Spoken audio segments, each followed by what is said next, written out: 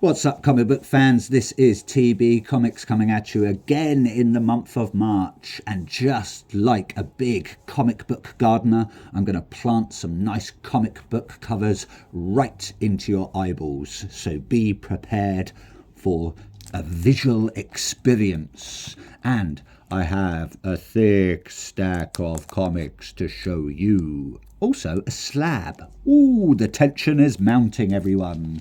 Be prepared. We're going to head up to, or head over, should I say, to the main one. Well, actually, sort of main two today, but I'll spring that little surprise in a minute. We're going to go to DC Comics, and we have a very, very nice Batman issue 1. I believe that's the new 52 reprint there. That is Batman issue number 1, New 52, East Side Comics Special Edition cover A. It is the Red Code Akira movie homage poster cover. That's a bit of a mouthful. We've got the Joker walking up to his Joker cycle there, or his Joker bike, or his clown cycle, however you want to call it. He's got his big mallet there. It's all bloody. Maybe he has had a fight with the Boy Wonder and finally caved his head in, not with a crowbar this time. Or maybe he's just had a bit of a love quarrel with Harley Quinn and he's just given her a few swift licks. But very nice cover indeed. It's coming from Scott Snyder, Greg Capello, Jonathan Glampion and FCO Placiencia. I'm not sure if FCO is initials or if it's actually somebody's name. Haven't got a clue. Who knows? But this cover ties in nicely with the Absolute Batman cover, which is also an Akira movie homage or movie poster homage cover. Whew, good. I'm all tongues today, eh? But yeah, really makes for a sort of a nice run. I believe there's multiple versions of this now. You've got the black and white version, which I'm very tempted to get. And you've also got a nice foil version coming out as well, which I believe you can get from Sad Lemon Comics or 789 Comics. Very, very nice cover though. I do like that one. Very tempted to get the foil one as well. But we shall see. We shall see, eh? We're going to move over now to Batman Dark Patterns, issue number 4, coming from Waters, Sherman and Farrell. That is, I want to say, cover A, I believe, come from Hayden Sherman. So thank you very much, Hayden Sherman, and the rest of the creative team on this one. Haven't got a clue what the story's about. I'm just going to wait until this probably all finishes because I don't think it's going to be a super long run, but I might be wrong. We've got Batman there with his fists raised, clenched and raised, embracing this giant building. But don't worry, Batman's not actually giant. It's just, for this cover, obviously. We've got the bat signal there being projected on this building. Maybe there's some criminals waiting in there for Batman to do his bat things. You know what he's like, the old dark detective. We've got some police there, poised and ready to take out the criminals. So who knows what's going to happen. But this issue is called The Voice of the Tower, Part 1. So I'm assuming it probably ties in with the first 3, and it's just going to be a long continuing story done in segments. But I'm not sure. I don't like to spoil it too much. But yeah, fingers crossed, it's going to be a good read. I have been hearing very good things about it. Apparently it's quite over the top, so which I like sometimes. It's quite nice to have a bit of over the top Batman action. Next up, we're going to move over to DC versus Vampires, World War V, issue number 7. And we have Rosenberg, Esposito, Schmidt, Quayland, and Kesselring, I want to say. Can't read it from here. I believe that's Kesselring. And that is, I want to say, cover B, coming from Santa Fung. So thank you very much, Santa Fung. And thank you very much, creative team, on that one.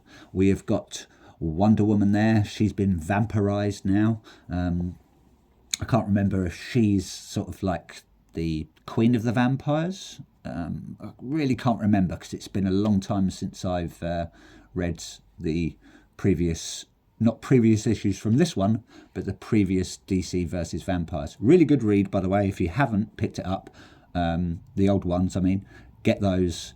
And then this ties in with it really nicely. There's also, I believe, there was a one-shot, which I looked at previously. Haven't read that either yet.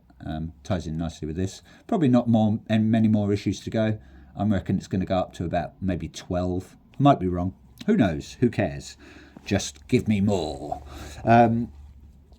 Next up, we have a new installment of the Absolute Universe. We have Absolute Flash. It's DC All In.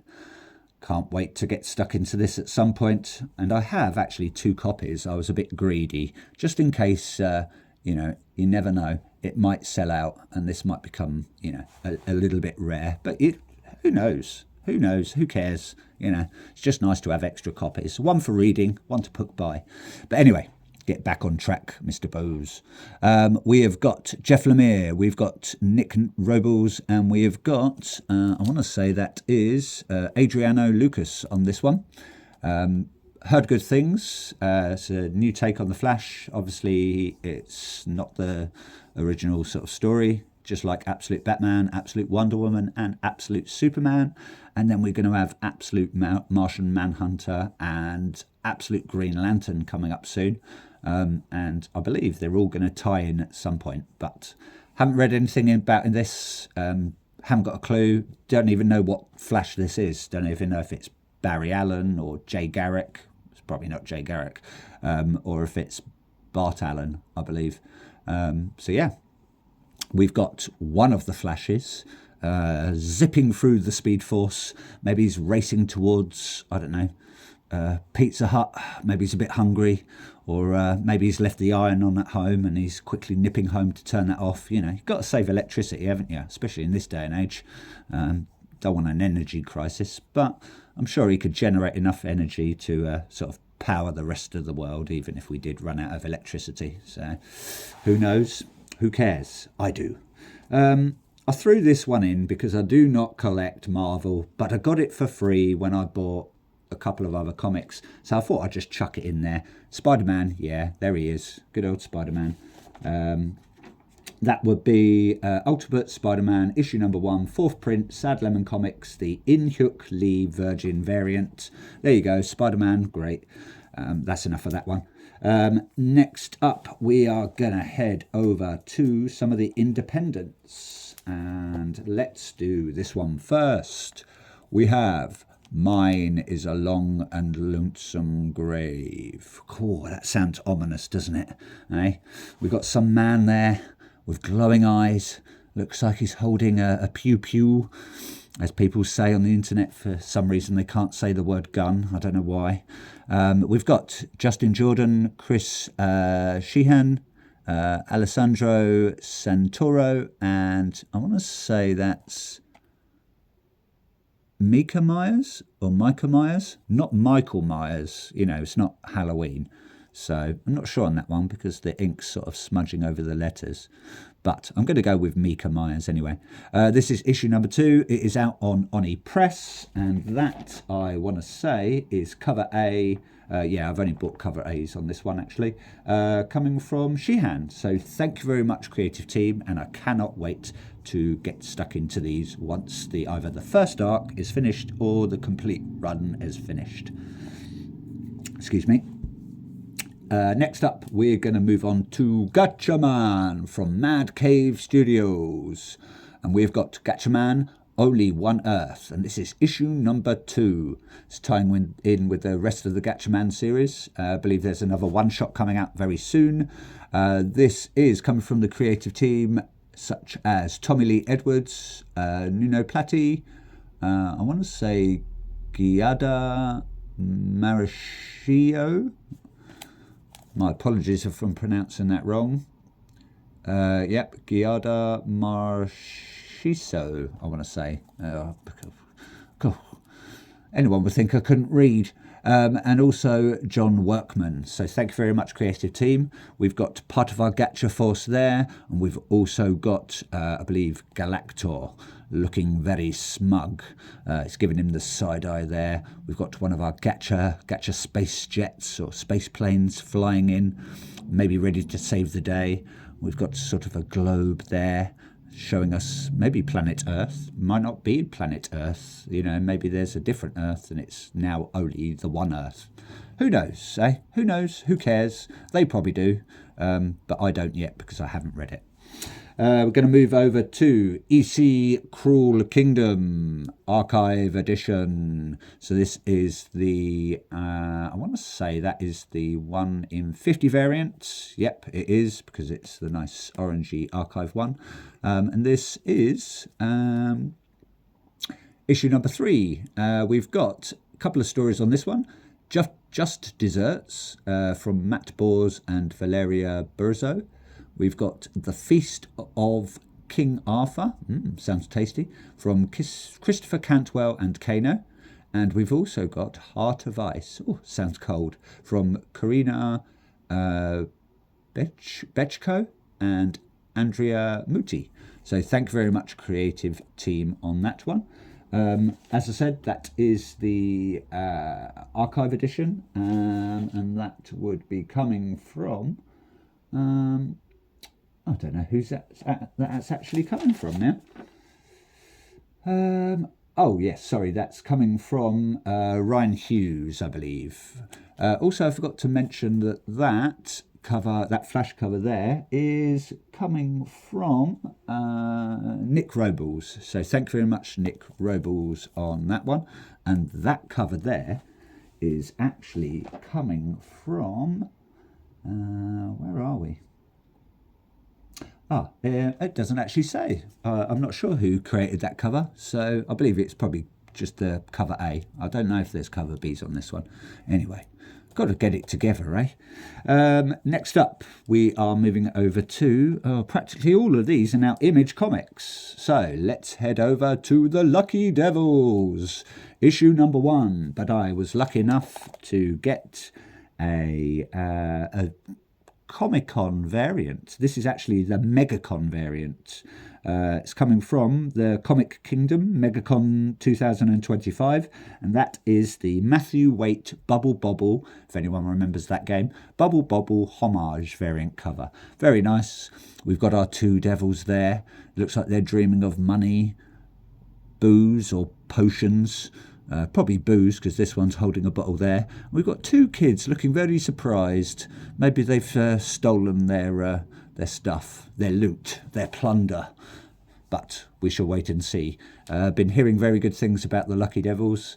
I've shown you a couple of alternate covers in previous videos. Yeah, really love these. I'd really like to get my hands on the, I believe there's a Super Mario 3 variant. But they're quite rare, and I'm not paying the silly import charges to get comics from America. So I'll just have to make do with that one, won't I? Still with Image Comics, like I said, we have The Deviant, and this is the last issue. That is issue number 9. And I want to say that is cover B coming from Jacob Phillips. Very nice there. We've got some grumpy old man who I believe is possibly the killer that was locked up, but someone else is doing the killing. Someone else is the axe-wielding Santa Claus.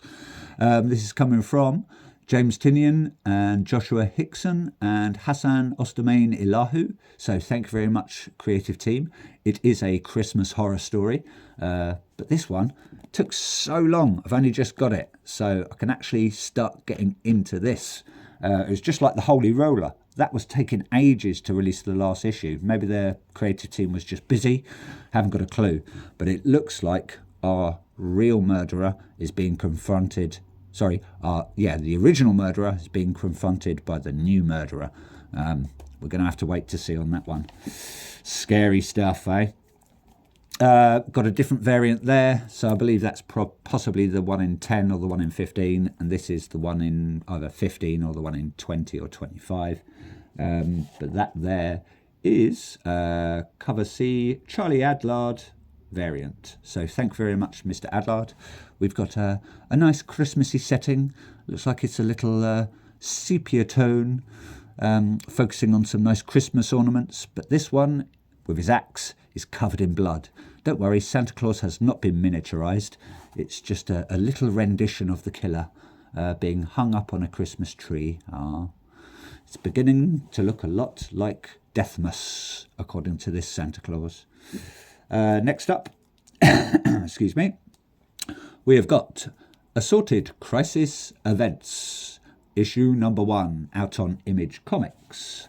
And on this one, we have got, it's all last names, I believe, Camp Zawadsky, Belair, Ostermain Elahu again. Oh, he's getting about old Ostermain Elahu, and Muller on this one. And that cover there, I believe, is probably, I want to say cover A. Yes, that's cover A coming from Eric Zawadsky. So thank you very much, Eric, on this one.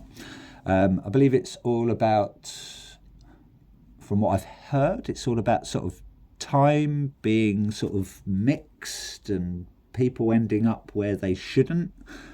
From what I've heard anyway. We've got some sort of weird people there. They look maybe a bit Japanese, something. He looks a bit like a Ronin or something. We've got some Neanderthals. Looks like we've got a little paper boy. Maybe it's the Hovis lad. Got some like maybe Amazon warrior there. So it looks like this tramp is out of time and maybe he's getting dragged into all these sort of different timelines or something. Haven't got a clue. But I've heard good things about it, so I can't wait to get stuck into this. I'm not sure how many issues it's going to go through. I don't know if it's a one-shot or there's many. I think there is many from what I remember, actually. Don't think it is a one-shot. But yeah, fingers crossed it's going to be good. It's out on Image, so you know you're going to get something that you're going to like anyway. Next up, we're going to go to The Hive. This is coming from Lieberman, Henderson, and Azpiazu. Oh, that's a name. This is issue number 2. Not a lot going on this front cover. We've got some tiny little bees or wasps or hornets, and we've got someone lying down. Let's hope these things don't crawl into her ear like this one's just about to do, eh? Maybe sting her eardrum. She's going to have a bit of earache by the end of the night, eh? Shouldn't sleep where there's bees, really, or wasps or hornets or stingy winged things. So, not sure about this. Don't know about the story. Haven't got a clue. Just bought it on a whim. But I've heard good things and I've heard bad things. So I don't like to read too much into it. I like to make my own opinion, as most people do. So fingers crossed, it's going to be a good one. Next up, we're going to head over to two Ghost Machine issues. We have Geiger, issue number 12. The Radioactive Man is back again as part of the Ghost Machine and the Unnamed series, coming from Jeff Johns, Gary Frank, Brad Anderson and Rob Lee, as always. Really nice cover there. Looking forward to reading these once it's finished. I think it's going to go on for quite a while anyway. I know the Unnamed is, I believe we've got like the first Ghost coming out. We've got another issue of Hyde Street. I think another one-shot called Sisterhood is coming out very soon. And there was, I think I saw like a timeline somewhere of like the Ghost Machine, Geiger, Redcoat sort of experience. So hopefully, yeah, these are going to go on for quite a bit. Not obviously Geiger, but the whole of the Ghost Machine sort of entourage, if you will. We've got Geiger there on the front cover. Looks like he's either steaming away or he's giving off radioactive waves. You wouldn't want to get next to him, eh? You're going to have a few growths or some extra arms by the end of your meeting with old Tarek Geiger, I believe his name is. But that is that would be cover B, coming from Martin Morazzo and Chris O'Halloran. So thank you very much, creative team. Much appreciated on your Ghost Machine run. And speaking of which, we're going to head over to Redcoat now. Issue number 10, so it's sort of catching up with Geiger there. Again, part of the Ghost Machine in the Unnamed series. This time we've got I believe, Annie Oakley on the front cover. So he's meeting quite a few famous characters through the different time periods. We've got Jeff Johns, Brian Hitch, Andrew Curry, Brad Anderson and Rob Lee on this one. And that there is a very nice wraparound cover. Oh, got a little spider crawling over me. Maybe it's a little money spider and I'm going to end up rich. Who knows? Anyway, back to that. Sorry. I get easily distracted. That would be issue 10, cover A, Brian Hitch and Brad Anderson wraparound cover. So thank you very much, creative team. And thank you very much, little comic book money spider. Send me all your lovely little spidery wishes. Next up, still with Image Comics, we are going to head over to The Moon is Following Us. I can't believe it's already on issue 7. I don't know where this has gone. Haven't read any of these yet. Just going to wait until this is finished. I think possibly up to 9. I'm just guessing, maybe 10. But yeah, fingers crossed. Daniel Warren Johnson on this, Riley Rossimo and Mike Spicer. Heads up, creative team. You're amazing as always. This is, I want to say, I have my pick of covers because they're quite all good. All the covers quite good for this issue number 7. That is, I want to say, that is cover A, coming from Riley Rossimo and Mike Spicer. So thank you very much, creative team. We've got some big pink tiger thing there. Looks like it's got a wolf's head attached to him, or maybe he's just chomped through a wolf's head. We've got a nice little unicorn with a pretty rainbow mane, a shark on a stick, as you do, a weird owl with a giant nose, a crazy sort of monkey thing, a mutated hippo, a weird long-legged rabbit. This looks like a crazy fantasy world, eh? I don't know what these people are getting up to or where they go, but I just can't wait to get stuck into this this run. It's I think it's going to be quite fun. Next up, let's head over now. Only 2 more to go. We've got Bug Wars, issue number 2. Again, looking forward to getting stuck into this. Still waiting actually for my normal reading cover, because that cover there is cover C. I believe it's either the 1 in 20 or 25 variant. It's coming from Tony Daniel and Marcello Maiolo. Hopefully I pronounced that right. My apologies if I haven't. The creative team is Jason Aaron, Mahmoud Assar, Matthew Wilson and Becca Carey. So thank you very much, creative team, on this one. We've got our bite-sized little mini man there. He looks like he's been shrunk down to go into the garden, and he's facing all sorts of creepy crawlies. We've got a giant wing there. We've got some weird protuberances there coming down. Maybe they're roots or maybe they're tentacles. Who knows? Looks like we've got a giant centipede there. You wouldn't want to get near that because centipedes are not very nice. Wouldn't want to be stung by one of those. Probably bite your head off. But this guy, he means business. I mean, you just got to look at the gleam in his eye, and he's got a big sort of bone axe there. Maybe it's made out of a bit of porcelain. Maybe he's taken it from one of his nan's little china teacups, say, that she dropped in the garden when she had a bit of a heart attack or something, eh? Who knows, eh? Poor little granny. I hope she recovers. I'm just making this up on the spot. And anyway, let's go over to the slab. Yes, I got a graded version and a very, very 9.8. It is the Batman issue number 1. That is, again, like I've told you in the earlier part of this video, it is a very nice Red Code Akira homage poster cover. Yeah. I bought that one because I just love the cover and wanted it graded, and it ties in with my nice Absolute Batman issue. So yeah. Anyway, that's enough waffling from me. I'm just going to leave you with a very nice fun fact, and it ties in nicely with this guy here.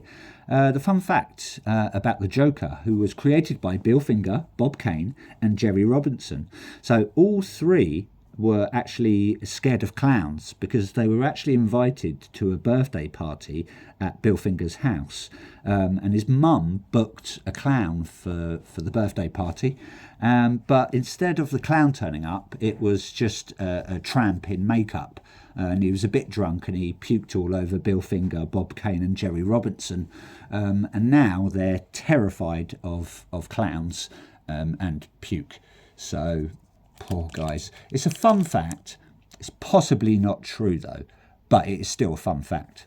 But anyway, I'm going to leave you with that. Hope you enjoyed what you see. Please like, please subscribe, do all that stuff that everyone does on YouTube, or don't. I don't really care because I still like doing these videos. Have a nice day, everyone. Bye-bye for now.